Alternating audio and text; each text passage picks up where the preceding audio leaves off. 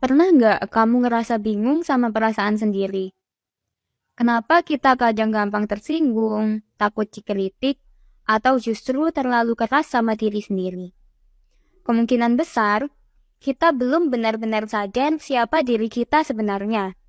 Hari ini, kita akan membahas secara lengkap apa itu self-awareness atau dalam bahasa Indonesianya, kesadaran diri. Apa itu self-awareness?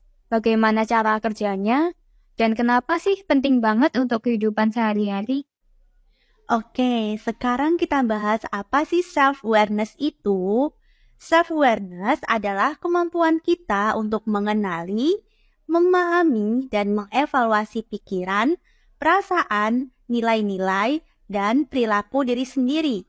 Konsep ini sering dibahas dalam psikologi, pendidikan, bahkan dalam pelatihan kepemimpinan.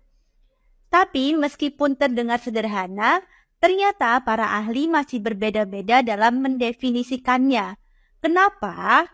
Karena self-awareness itu kompleks dan multidimensional. Ada yang melihatnya dari sudut pandang intrapersonal, ada juga yang menekankan pada aspek sosialnya. Sekarang kita akan membahas ragam definisi self-awareness menurut para ahli. Yang pertama ada Daniel Goleman. Ia menyampaikan bahwa self-awareness adalah kemampuan untuk mengenali dan memahami suasana hati, emosi, dorongan, serta dampaknya terhadap orang lain.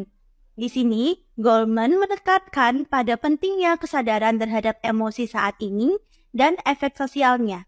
Yang kedua, ada Rashid yang menyampaikan bahwa self-awareness adalah proses reflektif berkelanjutan, bukan sekedar momen sadar saat.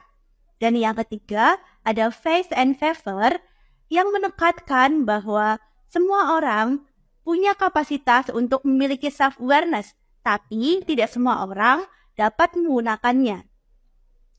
Dan yang terakhir adalah dari Hasanah et al. Yang menyatakan bahwa self-awareness adalah kemampuan untuk memahami, menerima, dan memperoleh potensi yang baik untuk mengembangkan diri di masa depan.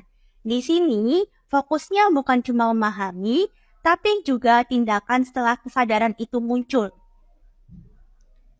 Dari semua definisi tadi, manakah yang paling representatif? Menurut kami, definisi dari Daniel Goleman adalah yang paling seimbang. Kenapa? Karena definisi tersebut fokus pada aspek internal, yaitu emosi, kekuatan, dan kelemahan. Definisi tersebut juga jelas dan praktis, di mana cocok untuk konteks pengembangan diri. Dan yang terakhir, definisi tersebut juga didukung oleh literatur akademik yang kuat. Definisi yang lain memang menarik dan memperluas sudut pandang, tapi bisa jadi terlalu luas atau tumpang tindih dengan konsep lain seperti empati atau self-knowledge. Bayangkan kamu baru saja dikritik di tempat kerja. Tanpa self-awareness, kamu mungkin langsung tersinggung atau menyalahkan orang lain. Tapi kalau kamu sadar bahwa kamu memang cemas terhadap penolakan karena pengalaman masa lalu, kamu bisa melihat kritik itu secara lebih rasional. Kamu bisa bertanya pada diri sendiri, kenapa ya aku merasa seperti ini? Apa ada luka lama yang belum aku selesaikan? Nah, di sini peran self-awareness mengubah reaksi impulsif menjadi respon yang bijaksana. Kesadaran diri bukanlah sesuatu yang muncul begitu saja. Ia adalah proses yang terus berkembang, dimulai dari pengenalan diri, penerimaan, hingga tindakan sadar. Dengan self-awareness, kita bisa lebih baik dalam mengelola emosi, lebih bijak dalam bertindak, dan lebih siap menghadapi tantangan hidup. Jadi, coba luangkan waktu hari ini untuk refleksi. Apa yang sering membuat kamu cemas? Apa yang memicu kemarahan kamu? Dan apakah kamu mengenali pola-pola dalam dirimu? Awareness adalah langkah pertama menuju perubahan. Ingat, mengenal diri sendiri bisa menjadi kekuatan terbesarmu. Kalau kamu merasa video ini bermanfaat, silakan share ke temanmu atau tuliskan refleksimu di komentar. Terima kasih sudah mendengarkan.